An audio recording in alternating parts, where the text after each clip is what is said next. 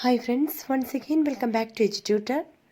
MEG 10 നമ്മൾ important ആയിട്ടുള്ള ഒരു ക്വസ്റ്റ്യൻ ആണ് ഇവിടെ അനലൈസ് ചെയ്തുകൊണ്ടിരിക്കുന്നത്. How should a colonial or colonialist literature be analysed in post colonial terms? Colonial ലിറ്ററേച്ചറിനെ പോസ്റ്റ് കൊളോണിയൽ ഇരയിൽ എങ്ങനെയാണ് നമുക്ക് വിശകലനം ചെയ്യാൻ പറ്റുക?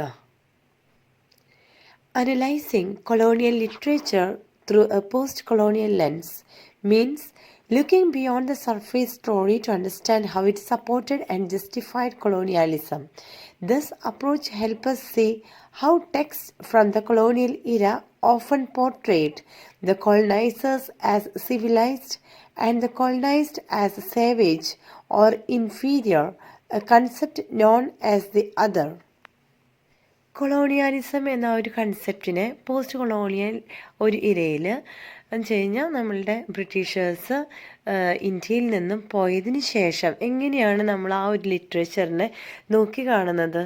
എങ്ങനെയാണെന്ന് വെച്ച് കഴിഞ്ഞാൽ അത് നമുക്ക് ബിയോണ്ട് വേർഡ്സ് ആണ്. ശരിക്കും പറഞ്ഞാൽ ഞാൻ കൊളോണിയാലിസത്തിൻ്റെ ആ സർഫേസ് ലെവലിൽ നിന്നൊക്കെ മറികടന്നുകൊണ്ടാണ് നമ്മൾ ആ ഒരു പോർഷനിലേക്ക് നോക്കി കാണുക എന്ന് പറയുന്നത്. ഇവിടെ നമ്മൾ കോളനൈസേഴ്സിനെ സിവിലൈസ്ഡ് എന്നും മറ്റുള്ളവരെ താഴ്ന്ന ജാതി എന്നല്ല താഴ്ന്നവരെന്ന് അല്ലെങ്കിൽ ലോ ഇൻഫീരിയർ പീപ്പിൾ എന്നൊക്കെയാണ് നമ്മൾ കൺസിഡർ ചെയ്തുകൊണ്ടിരുന്നത്. അപ്പോൾ ഈ ഒരു കൺസെപ്റ്റിനെ നമ്മൾ അതർ എന്നാണ് വിളിച്ചിരുന്നത്. Deconstructing stereotypes and power dynamics. Colonial literature often created stereotypes about the colonized people, depicting them as exotic, primitive, or in need of salvation. Post-colonial analysis examines how these stereotypes were used to justify colonial rule and reinforce European superiority. It also looks at the civilizing mission, the idea that Europeans had a duty to uplift primitive societies was used to justify colonization. ശരിക്കും പറഞ്ഞു കഴിഞ്ഞാൽ ഈ colonial literature എന്താ ഇവിടെ create ചെയ്യുന്നതെന്ന് വെച്ച് കഴിഞ്ഞാൽ കുറച്ച് സ്റ്റീരിയോ ടൈപ്സ് ആണ്. എന്ന് വെച്ച് കഴിഞ്ഞാൽ അവർ ഒരു സ്റ്റീരിയോ ടൈപ്സ് ആയിട്ടുള്ള കൊളനൈസ്ഡ് ആൾക്കാരാണ്.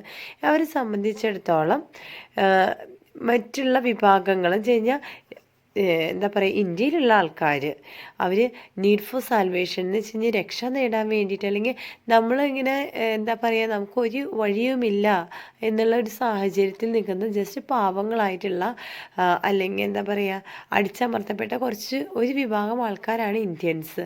ആര് മുഖേന?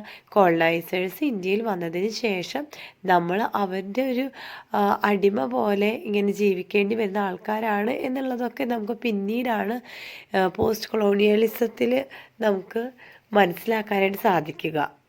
ഇവിടെ ഈ പോസ്റ്റ് കൊളോണിയലിസത്തിൽ നമുക്ക് മനസ്സിലാക്കാൻ കഴിയുന്ന വേറൊരു കാര്യമാണ് ഈ സ്റ്റീരിയോ ടൈപ്പുകൾ എന്ന് പറഞ്ഞില്ലേ.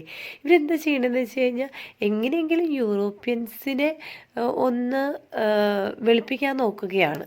എന്ന് വെച്ച് കഴിഞ്ഞാൽ അവർ പറയുന്നത് യൂറോപ്യൻസ് എന്തിനാണ് ഇന്ത്യയിലേക്ക് വന്നത്? അവർ ബാക്കിയുള്ള നെഗറ്റീവ് ആസ്പെക്റ്റ് ഒന്നും ഇവിടെ പറയണില്ല. അവർ പറയുന്നത് യൂറോപ്യൻസ് വന്നത് എന്തിനാണെന്ന് വെച്ച് കഴിഞ്ഞാൽ ഇന്ത്യയെ അപ്ലിഫ്റ്റ് ചെയ്യാനായിട്ട് ത്രൂ എഡ്യൂക്കേഷൻ. അങ്ങനെ കുറേയധികം അവരുടെ കൾച്ചർ, അവരുടെ രീതികളൊക്കെ നമ്മളിലൊന്ന് അടിച്ചേൽപ്പിച്ച് കഴിഞ്ഞ് കഴിഞ്ഞാൽ എന്താ അവിടെ ഉദ്ദേശിക്കുന്നത് വെച്ചാൽ ഇന്ത്യക്കൊരു അപ്ലിഫ്റ്റ്മെൻറ്റ് ഉണ്ടാവും, ഒരു പ്രോഗ്രസ് ഉണ്ടാവും എന്നൊക്കെയാണ് സ്റ്റീരിയോ ടൈപ്പുകളുടെ വാദം.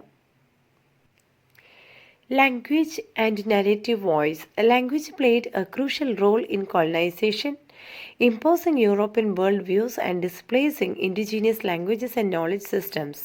Post-colonial analysis scrutinizes the narrative voice, often an omniscient or first-person colonizer, to reveal how their perspective is presented as a universal truth. യൂറോപ്യൻസിൻ്റെ കയ്യിലുണ്ടായിരുന്ന ഒരു ആയുധമാണ് ഇംഗ്ലീഷ്. ഓക്കെ, ആ ലാംഗ്വേജ്, അവരുടെ ആ ലാംഗ്വേജ് മുഖേന അവർ എന്താ പറയുക, നമ്മളുടെ എല്ലാവരുടെയും സാധാരണയുള്ള നമ്മുടെ നേറ്റീവ് ലാംഗ്വേജ് അല്ലെങ്കിൽ നമ്മൾ സംസാരിച്ചു കൊണ്ടിരിക്കുന്ന ഒരു ഇൻഡിജീനിയസ് ലാംഗ്വേജസ് ഉണ്ടല്ലോ, ഇതൊക്കെ സെക്കൻഡറി ആക്കി മാറ്റുക. അത് മുഖേന അവരുടെ ലാംഗ്വേജിന് അതൊരു ഭയങ്കര വലിയ ഹൈ ആയിട്ടുള്ളൊരു സംഭവമാണ്. അത് പഠിച്ചെടുത്ത് കഴിഞ്ഞാൽ പിന്നെ വേറൊരു പ്രശ്നവും ഇല്ല, അത് അത്രയും വലിയ ക്വാളിറ്റി ഉള്ളൊരു സംഭവമാണ് എന്ന് നമ്മൾ വിശ്വസിപ്പിച്ചു. അത് പിന്നീട് സത്യമാവുകയും ചെയ്തു. കാര്യം ഇപ്പോൾ ഇംഗ്ലീഷില്ലാതെ ജീവിക്കാൻ പറ്റാത്ത അവസ്ഥയാണല്ലോ. അപ്പോൾ ഇംഗ്ലീഷ് ലാംഗ്വേജ് അവർ നമ്മളിൽ ഇമ്പാർട്ട് ചെയ്ത് അതൊരു സത്യമായിട്ടുള്ള കാര്യം തന്നെയാണ്. ആ ഒരു ഇംഗ്ലീഷ് ലാംഗ്വേജ് ഇന്ത്യയിൽ വിതച്ചിട്ടാണ് അവർ പോയത്. What is left unsaid in colonial literature is often as important as what is explicitly stated. Post-colonial readings highlight the absence of complex indigenous characters, the omission of colonial violence, and the failure to acknowledge local histories and cultures. ഈ colonial സാഹിത്യത്തിൽ കുറേയധികം കാര്യങ്ങൾ missing ആയിട്ടുണ്ട്, എഴുതി ചേർക്കപ്പെടാത്തവ എന്ന് വെച്ച് കഴിഞ്ഞാൽ indigenous characters, അതുപോലെ colonial omission of colonial violence, failure of acknowledge local histories and cultures. നമ്മളുടെ ഒറിജിനലായിട്ടുള്ള കൾച്ചറും ഹിസ്റ്ററിയും ഒന്നും തന്നെ, പിന്നെ നേറ്റീവ് ആൾക്കാരോ ഇവിടെ ഉണ്ടായിരുന്ന വയലൻസ്, ഇതൊന്നും തന്നെ അവരുടെ കൊളോണിയൽ ലിറ്ററേച്ചറിൽ നമുക്ക് കാണാൻ സാധിക്കില്ല. Finally, post-colonial analysis considers how the text aimed to shape the reader's understanding of the colonial world and how modern readers can reread and resist the text's original ideological positioning. In simple terms, post-colonial analysis helps us understand how colonial literature supported colonialism and how we can critically engage with these texts today. അപ്പോൾ video ആദ്യമായിട്ട് കാണുന്നവരാണെങ്കിൽ subscribe ചെയ്യാൻ മറക്കരുത് കേട്ടോ. Okay, thank you for watching the video. Will meet you with the next video. Bye then take care and good by.